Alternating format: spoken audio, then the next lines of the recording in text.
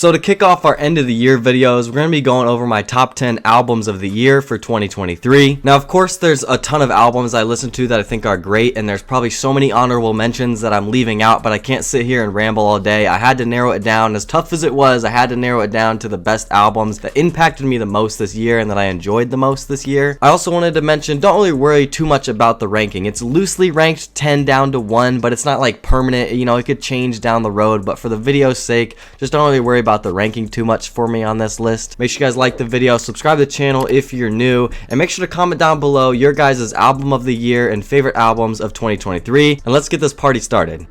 I'm not always right, but still I ain't got time for what went wrong.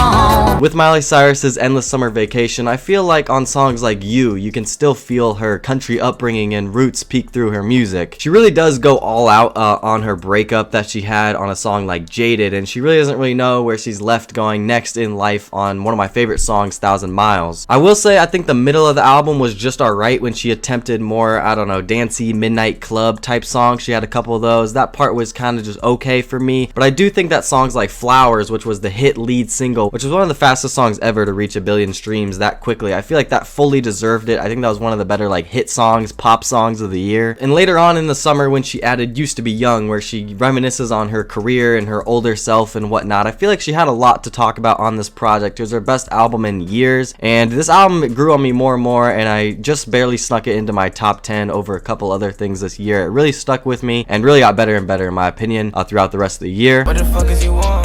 Shawty, she know I'm a dog. Beat in my chest, need King Kong. I'm seriously really proud of Tekka with this album, Tech, that he put out this year. He really showed that he can take that next step as an artist with this album, and a big thing that really helped him out on this album was his improvement on the production side of things. Notable producers that he was working with, like Benny X, Rio, Taz, and a whole bunch of other guys, made this album better, and they all really elevated him on songs like 500 Pounds, Heaven on Earth, Yves, Salty, Dead or Alive, all some of my favorite songs on the project. There was transitions as well on almost every single song, which was also very key to the replay value of this project. You got Just to 500 Pounds, sounds so beautiful with that synth building up. The title track, Into Salty, is also just like a magic carpet ride. It's so beautiful. I had to mention that song with Ken Carson, Fell in Love. Those guys going back and forth was beautiful and was a standout track on Tech. This album really just puts you in a good mood. Tekka came up and blew up so fast in 2019 and still to this day is making great music and arguably his best music yet.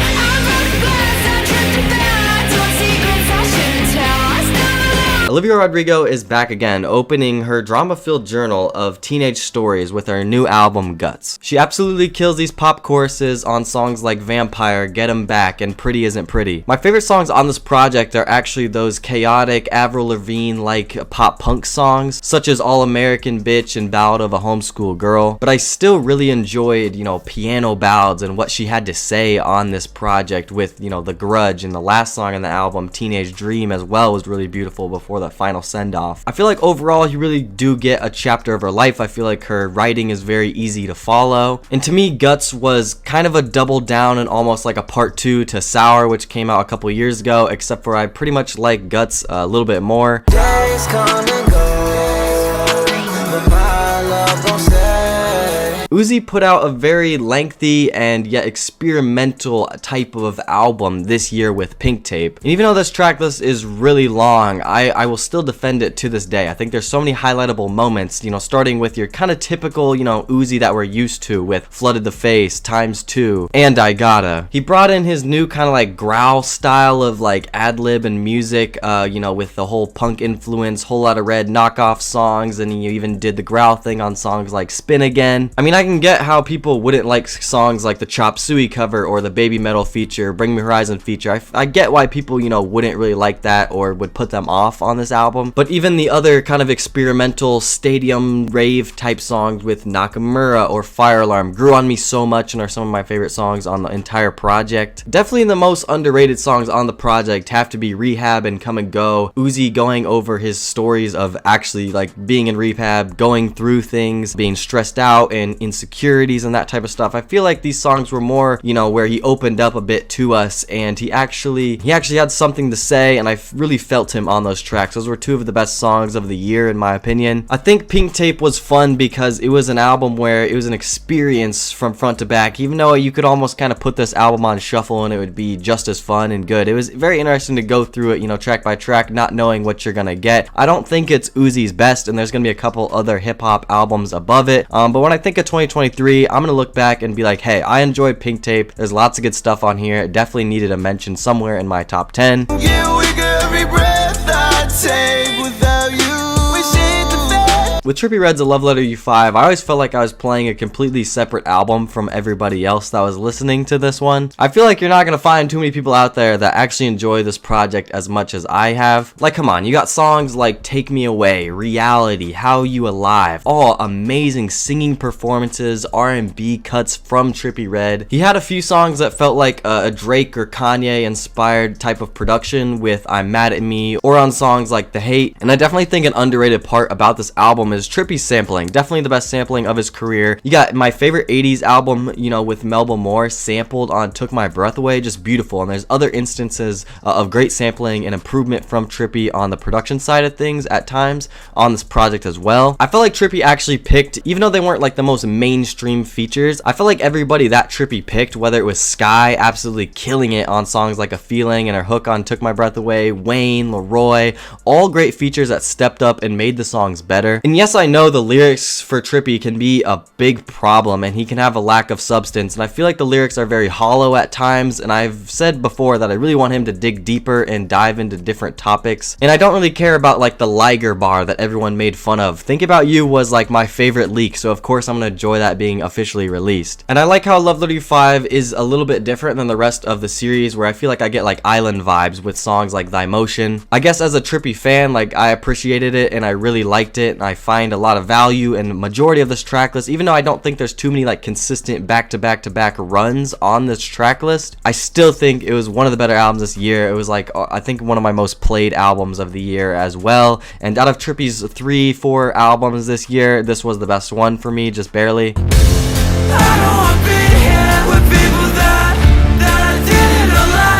I love the direction that Glaive chose for his debut album, a more alternative pop lane of music, coming from his hyper pop upbringings with his first few mixtapes and EPs. This was a pretty good evolution of artistry in my opinion. I feel like this album was definitely a chunk of what's going on in Glaive's life and his experiences and his emotions that he's going through. I was shocked when he opened up the album with Bipolar 1 or 2. A Suicide Note is absolutely an unsettling and just dark way to start the album, and it does get deep at times, and that's how like open Glaive was willing to go on this project, which I commend him a lot for. And there's still like your typical Glaive choruses and upbeat songs and beat drops with I'm Nothing That's All That I Am or As If, 17250, The Car, all great songs. I really like the stories he told of, you know, skipping out on, you know, prom on that song, or the relationship issues and falling out with a girl on Tiziana, my personal favorite. I've Made Worse Mistakes, you know, rock influence, and the production side of things was handled by Jeff Hazen, I believe is how you say his name. Did incredible on the guitars and instrumentals. It was beautiful. And I think the fact that he ended this album, you know, with his mom telling a funny story was very, very fitting. And I think front to back, this was a great project. It showed a lot of maturity in Glaive. It's definitely his best project he's ever made, and I knew it was gonna be one of the best albums this year.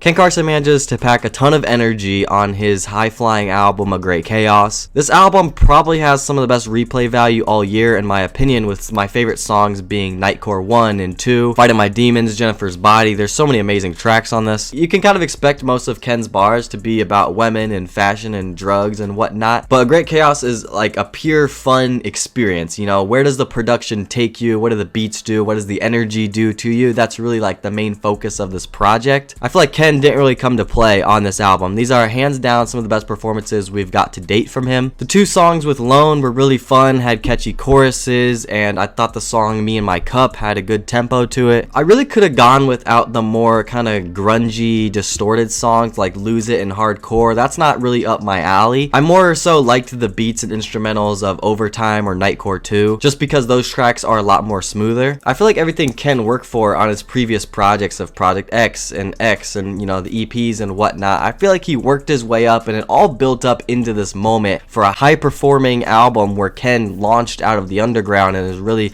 one of the big 3 in my opinion of like the new generation and new wave in the last couple years with Lone and Yeet. I feel like I understand Ken's music more now than ever, and he's become one of my favorite artists in the last year. I write a series by my bitches like I'm Kelsey Graham, nickname the Jet Jayhawk cause it's out of Kansas. Next up is Travis Scott with Utopia, which is going to be my hip-hop album of the year. Felt really good for Travis to come back after that 5-year hiatus, working on this project, hyping it up, all for it to turn out to this big, grandiose, blockbuster rap album that actually turned out to like be legit and good and actually almost pretty much saved rap this year because it didn't seem like it was doing as well at the time. Now, of course, he stacked the features with Drake and Beyonce and Cardi and SZA and Future. And most importantly, I wanted to highlight Travis's own performances on this project. It was some of the best verses and songs that we've ever got from him, with songs like My Eyes, Thank God, Hyena, I Know. But I feel like for the most part, when it comes to a Travis album, you want that experience, you know, front to back, the production, the mixing. It's going to be a very chaotic and crazy experience of,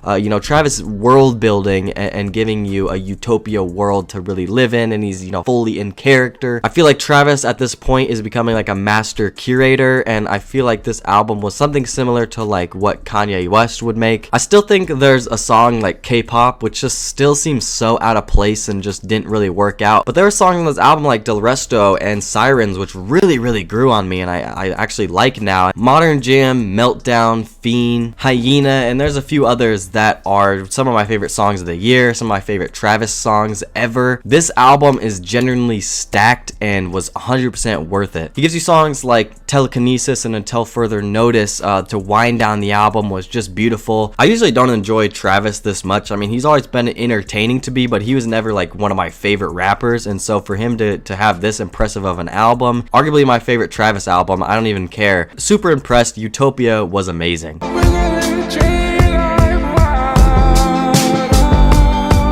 Who would have thought that Lil Yachty would have came out of nowhere and pulled off this album? Let's start here. Of course, Yachty didn't invent psychedelic rock, and he's not the first person to make an album like this, but I was super impressed and really liked this album from the beginning of the year. And to me, it was just so shocking how Yachty just went on a tear and on a run with all these singles after and features after this album released. He really is one of the top artists of 2023. To open up with that 6-minute jam, The Black Seminole, which was just absolutely astonishing. And shout out to Diana Gordon on her couple features, but her singing on the end of the song was just a masterclass performance. There's songs in there like The Ride with Tizo Touchdown, which are just so fun and kind of, you know, poppy in a way and drive me crazy. In that voice, and you know what voice I'm talking about, that singing voice, the Poland voice, the holster voice, whatever you want to call it. Whenever Yachty sang in that auto-tune voice and it dragged out, it's automatically good in my opinion. I love it so much. He did it on songs like Pretty, one of my favorites, Say Something, one of the better songs this year. For this album, you got to give credit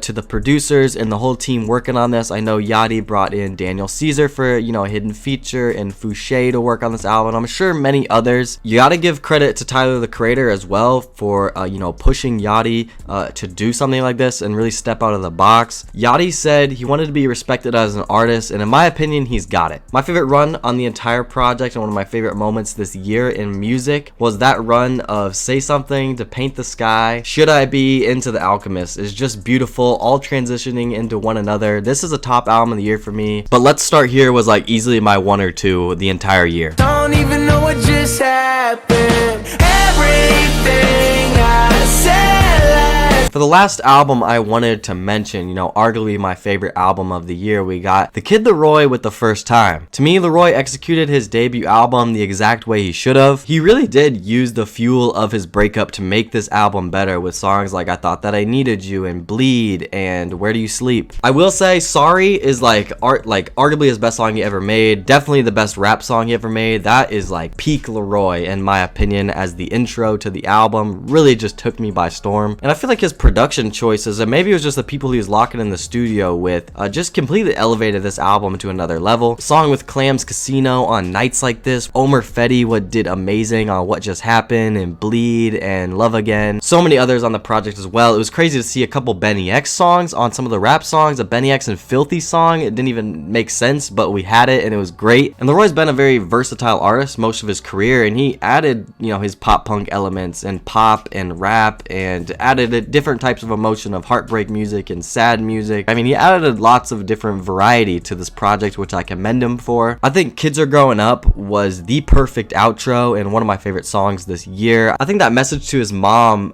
you know, talking about, you know, their relationship, you know, how it can be rocky at times and have its ups and downs. Laroi talking about his, you know, younger self, you know, back in Australia, you know, coming up in the rap game and whatnot. He really had a lot to say on this album. I feel like the lyrics were super underrated. I think the concept of The First Time was like exactly what Laroi needed to get off his chest, and I felt like he told his stories of what's going on in his first time experiences with so many things and covered so many different concepts, you know, lyrically on this album. I feel like Laroi is a new artist on another level. This was a top album of the year for me, 20 for 20. A lot of you guys know Laroi is one of my favorite artists. He's huge on the channel for us, and maybe you expected this to be up there high. I knew Laroi was going to come through with a good album that I was going to enjoy, but I was still shocked, and I think he just executed this album so well, and it turned out to be way better than I had ever imagined. So with that being said, those are my top 10 albums of the year of 2023. I want to know in the comments down below your guys' favorite albums. Leave them in the comments down below. If you made it to the end of the video, I love you. Thank you for an incredible year. Song of the Year video is coming out in the next week. We're going to be doing an award show to wrap up these end of the year videos. I got Twitter, I got an Instagram. Check me out there. More videos soon. We're going to be going crazy in 2024. I love you all. Thanks for watching. Peace.